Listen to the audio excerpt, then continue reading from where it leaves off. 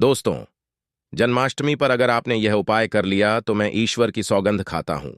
आपके घर से गरीबी दूर भाग जाएगी। आप रातों रात माला माल हो जाएंगे। मैं भगवान कृष्ण की सौगंध खाता हूं। इस वीडियो को अंत तक देखें। आपका भाग्य ना चमक जाए तो मुझे बताना, लेकिन वीडियो पूरा ही देखना। एक लाइक जरूर करें।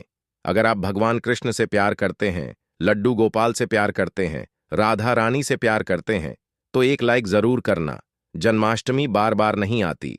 सच्चे दिल से कमेंट बॉक्स में लिखे राधे राधे, जय श्री कृष्ण। दोस्तों, पंचांग के अनुसार इस साल भाद्रपद माह के कृष्ण पक्ष की अष्टमी तिथि की शुरुआत 26 अगस्त की रात 329 पर होगी।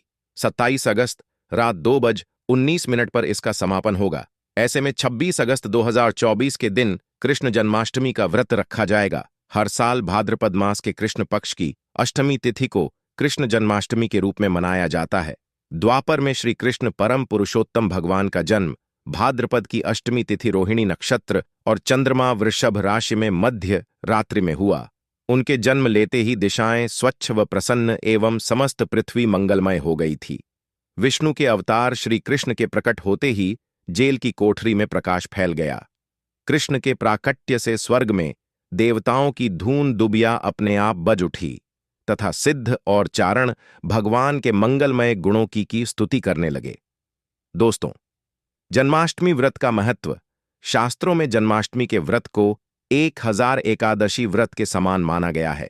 100 बार गंगा स्नान करने का जो पुण्य मिलता है, मात्र जन्माष्टमी का व्रत करने से प्राप्त हो जाता है। जाप का अनंत गुना फल देने वाला जन्माष्टमी के दिन ध्यान, जाप और रात्रि जागरण का विशेष महत्व है। इसलिए जन्माष्टमी की रात में जागरण करके भगवान के भजन कीर्तन करने चाहिए। भविष्य पुराण में इस व्रत के संदर्भ में उल्लेख है कि जिस घर में यह देव का व्रत किया जाता है, वहां अकाल मृत्यु, गर्भपात, किसी भी मां के बच्चे गर्भ में नहीं मरते, गर्भ ठहरता है, वैधव्य, दुर्भाग्य तथा कलह नहीं होती। जो एक बार भी इस व्रत को करता है, उसे श्री कृष्ण का आशीर्वाद प्राप्त होता है। वह प्राणी संसार के सभी सुखों को भोग कर विष्णु लोक में निवास करता है। जन्माष्टमी पूजन विधि।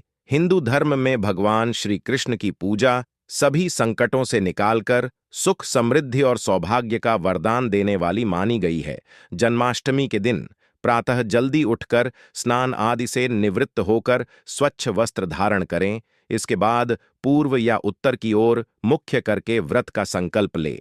अगर नॉर्थ ईस्ट में भगवान कृष्ण को लगाया जाए तो आप अपने जीवन में धर्म युद्ध में खड़े हैं, कर्म क्षेत्र में खड़े हैं, तो वहां आपकी जीत सुनिश्चित है और आपकी जितनी भी परेशानियां हैं उन्हें कान्हा दूर कर देते हैं।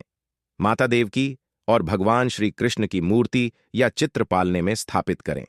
पूजन में देवकी, वासुदेव, बलदेव, नंद, यशोदा आदि देवताओं के नाम जपें। रात्रि में 12 बजे के बाद श्री कृष्ण का जन्मोत्सव मनाएं। दोस्तों, जन्माष्टमी पर कान्हा को पीले चंदन या फिर केसर का तिलक जरूर लगाएं। साथ ही साथ उन्हें मोर का मुकुट और बांसुरी जरूर अर्पित करें। लड्डू गोपाल को पंचामृत से अभिषेक कराकर भगवान को नए वस्त्र अर्पित करें एवं झूला झुलाए तुलसी डालकर माखन, मिश्री व धनिये की पंजीरी का भोग लगाएं। तत्पश्चात आरती करके प्रसाद को वितरित करें। दोस्तों, कृष्ण जन्माष्टमी कब है? पंचांग के अनुसार इस साल भाद्रपद माह के कृष्ण पक्ष की अष्टमी तिथि की शुरुआत 26 अगस्त की रात 3:09 पर होगी। 27 अगस्त रात 2:19 पर इसका समापन होगा। ऐसे में 26 अगस्त 2024 के दिन कृष्ण जन्माष्टमी का व्रत रखा जाएगा। कृष्ण जन्माष्टमी की पूजा मध्य रात्रि की जाती है, इसलिए इस साल भगवान श्री कृष्ण का जन्मोत्सव 26 अगस्त 2024 सोमवार को मनाया जाएगा। दोस्तों, चलिए जानते हैं जन्माष्टमी पर श्री कृष्ण की जन्म कथा। दोस्तों, जन्माष्टमी की यह कथा चुपके से भी सुनने से समस्त तकलीफें, बीमारियां सब समाप्त हो जाती हैं। पितृदोष, मंगल दोष, काल सर्प दोष, शनि दोष तुरंत ठीक हो जाते हैं। आइए सुनते हैं जन्माष्टमी की कथा। दोस्तों, पौराणिक कथाओं के अनुसार भाद्रपद माह कृष्ण पक्ष की अष्टमी तिथि को भगवान कृष्ण ने माता देवकी की 8वीं संतान के रूप में जन्म लिया था। कृष्ण जी का जन्म मथुरा में कंस के कारागार में हुआ था। माता देवकी राजा कंस की बहन थी। कंस को सत्ता का लालच था। उसने अपने पिता राजा उग्रसेन की राजगद्दी छीनकर उन्हें जेल में बंद कर दिया था और स्वयं को मथुरा का राजा घोषित कर दिया था। राजा कंस अपनी बहन देवकी से बहुत प्रेम करते थे। उन्होंने अपनी बहन का विवाह वासुदेव से कराया था। लेकिन जब वह माम देवकी को विदा कर रहा था, तभी एक आकाशवाणी हुई कि देवकी का 8वां पुत्र कंस की मौत का कारण बनेगा। यह सुनकर कंस डर गया। उसने तुरंत अपनी बहन और उनके पति वासुदेव को जेल में बंद कर दिया। उनके आसपास सैनिकों की खड़ी पहरेदारी लगा दी। कंस अपनी मौत के डर से देवकी और वासुदेव के साथ संतानों को मार चुका था। कृष्ण जी का जन्म। इसके बाद भाद्रपद महाकृष्ण पक्ष की अष्टमी तिथि को रोहिणी नक्षत्र, अंधेरी रात में भगवान कृष्ण ने देवकी की 8वीं संतान के रूप में जन्म लिया। श्री कृष्ण के जन्म लेते ही कोठरी प्रकाशम हो गई। आकाशवाणी हुई कि विष्णु जी ने कृष्ण जी के अवतार में देवकी के कोख में जन्म लिया है। उन्हें गोकुल में बाबा नंद के पास छोड़ आए और उनके घर एक कन्या जन्मी है। उसे मथुरा लाकर कंस को सौंप दे। कान्हा चले गोकुल धाम। आकाशवाणी सुनते ही वासुदेव के हाथों की हथकंबा गोपाल को रखकर सिर पर रख लिया और गोकुल की ओर चल पड़े। कान्हा को गोकुल धाम ले जाने में वासुदेव को कई मुसीबतों का सामना करना पड़ा। यमुना नदी कृष्ण जी के चरणों को स्पर्श करने के लिए उफान पर आ गई, लेकिन चरण स्पर्श के बाद वह फिर से शांत पड़ गई। वो कान्हा को बाबा नंद के पास छोड़ आए और गोकुल से कन्या को लेकर वापस लौट आए। जेल अपने आप बंद हो गया और उनके हाथों में हथकड़ियां लग गई। कन्या के रोने की आवाज सुनते ही सभी पहरेदार उठ गए। कंस बंदी गृह आया। वह कन्या को देवकी और वासुदेव की 8वीं कन्या समझ उसे मारने चला, लेकिन वह आकाश में उड़ गई और फिर से आकाशवाणी हुई कि कंस को मारने वाला अब इस दुनिया में पैदा हो चुका है। बाबा नंद और उनकी पत्नी मां यशोदा ने कृष्ण जी का पालन पोषण किया। राजा कंस ने कृष्ण जी का पता लगाकर उन्हें मारने की खूब कोशिश की, लेकिन कंस की सारी कोशिशों विफल हुई और कृष्ण जी को कोई मार नहीं सका। अंत में श्री कृष्ण ने कंस का वध किया। राजा उग्रसेन को फिर मथुरा की राजगद्दी सौंप दी। इस तरह से जन्माष्टमी की व्रत कथा पूरी हुई। दोस्तों, आगे बढ़ने से पहले कमेंट बॉक्स में अपनी राशि भी डाल दीजिएगा। यदि हमारे पास कोई उपाय होगा तो वह आकर हम आपके कमेंट के रिप्लाई में बता देंगे। दोस्तों, जन्माष्टमी पर भूल कर भी ना करें। यह गलतियां तुलसी को लेकर ना करें। यह गलती जन्माष्टमी के दिन भूलकर भी तुलसी की पत्तियां तोड़ने से बचना चाहिए। दरअसल शास्त्रों में कहा गया है कि कृष्ण भगवान विष्णु के अवतार हैं और उन्हें तुलसी अति प्रिय है। ऐसे में इस दिन तुलसी की पत्तियां नहीं तोड़नी चाहिए। जन्माष्टमी से पहले आप तुलसी तोड़कर रख लें। बिना तुलसी के जन्माष्टमी का पर्व अधूरा है। भगवान कृष्ण किसी भी ऐसे भोग को स्वीकार नहीं करते जिसमें तुलसी पत्र न पड़ा हो। ऐसा भोग पाप के समान होता है, जहरीला माना जाता है चावल खाना। यह बात तो सभी जानते हैं कि एकादशी के दिन चावल नहीं खाने चाहिए, लेकिन बहुत ही कम लोग जानते हैं कि जन्माष्टमी के दिन भी चावल को खाना वर्जित होता है, चाहे आप व्रत रखें या ना रखें। लेकिन जन्माष्टमी के दिन चावल खाना शुभ नहीं माना जाता। तामसिक भोजन जन्माष्टमी के दिन तामसिक भोजन वर्जित माना जाता है। ऐसे में इस दिन मांस, मदिरा, प्याज और लहसुन नहीं खाना चाहिए। इस दिन गलती से भी लहसुन प्याज का खाना कभी मत बनाना, क्योंकि राहु केतु के कारण ही लहसुन प्याज की उत्पत्ति हुई है और भगवान विष्णु और राहु केतु के बीच में भीषण शत्रुता होती है। अनादर करना। भगवान कृष्ण के लिए सभी भक्त एक समान होते हैं। ऐसे में इस दिन किसी भी व्यक्ति का अनादर करने से बचना चाहिए। एक बार भगवान कृष्ण के भक्त ने एक व्यक्ति का अपमान कर दिया था। उसी क्षण भगवान कृष्ण ने अपने भक्त को श्राप दिया था, इसीलिए किसी का भी अपमान न करें। गाय को सताना। गाय भगवान कृष्ण को बहुत ही प्रिय है, क्योंकि कृष्ण अवतार में उनका पालन पोषण एक ग्वाले के घर में हुआ था। ऐसे में जन्माष्टमी के दिन किसी भी गाय और बछड़े को भूलकर भी नहीं सताना चाहिए। भगवान कृष्ण गाय को सबसे प्रिय मानते हैं, गाय माता को सबसे ज्यादा प्यार करते हैं।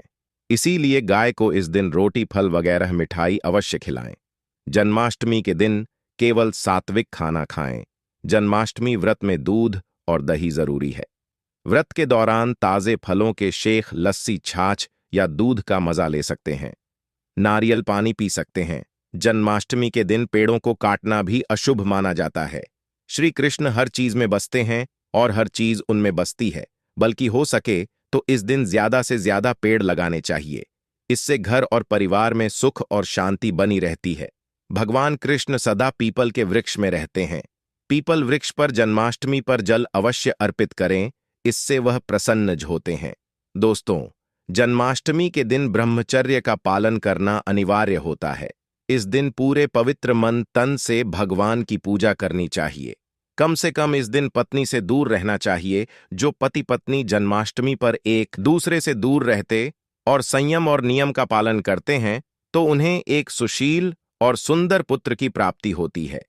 ऐसे बालक का मुख भगवान कृष्ण की तरह होता है और शरीर भगवान कृष्ण की तरह कोमल होता है। जो लोग इस दिन व्रत रखते हैं तो उन्हें रात में 12 बजे से पहले अपना व्रत नहीं खोलना चाहिए।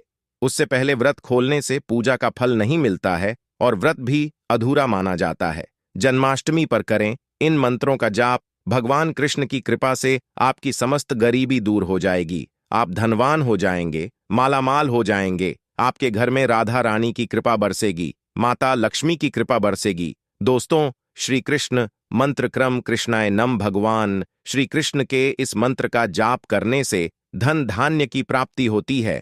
ऐसे में जन्माष्टमी के विशेष अवसर पर इस मंत्र का जाप करने से साधक को शुभ फलों की प्राप्ति होती है। हरे कृष्णा कृष्णा कृष्णा हरे हरे हरे राम राम राम हरे हरे करने से भगवान कृष्ण के कान खड़े हो जाते हैं। वह भक्त की पुकार अवश्य सुनते हैं। कम से कम इसका जाप 21 बार अवश्य करें या 108 बार भी आप कर सकते हैं। बहुत ही शुभ माना जाता है। दोस्तों, जन्माष्टमी पर जो स्त्री भगवान लड्डू गोपाल को झूला झूला है उसे अनंत काल तक बांझपन का सामना नहीं करना पड़ता है।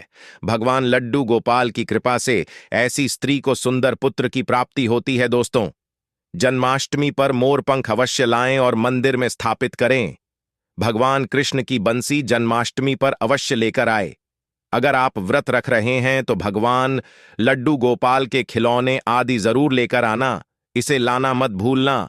और जन्माष्टमी पर कौड़ियां आप ला सकते हैं। भगवान कृष्ण की स्थापना कर सकते हैं। इस दिन गलती से भी किसी भी व्यक्ति को गिफ्ट के तौर पर भगवान कृष्ण को उपहार में कभी मत देना। इससे घर की लक्ष्मी रुष्ट हो सकती है। जन्माष्टमी पर सोने चांदी तांबा पीतल की खरीदारी कर सकते हैं। शुभ माना जाता है। जन्माष्टमी पर पालना अवश्य लेकर आना। इसमें लड्डू गोपाल जी झूला झूलेंगे। दोस्तों, जन्माष्टमी पर तुलसी माता के सामने भगवान कृष्ण के 4 नाम जैसे गोपाला, गोविंदा, देवकी नंदन और दामोदर पुकारे और साथ ही ओम नमो भगवते वासुदेवाय नम मंत्र का जाप करें। ऐसा करने से सभी समस्याएं दूर हो जाएंगी। माता तुलसी आपके घर को धन धान्य से भर देंगी। जन्माष्टमी के दिन भोग में मक्खन के साथ तुलसी दल जरूर डालें और वह भगवान कृष्ण को अर्पित करें।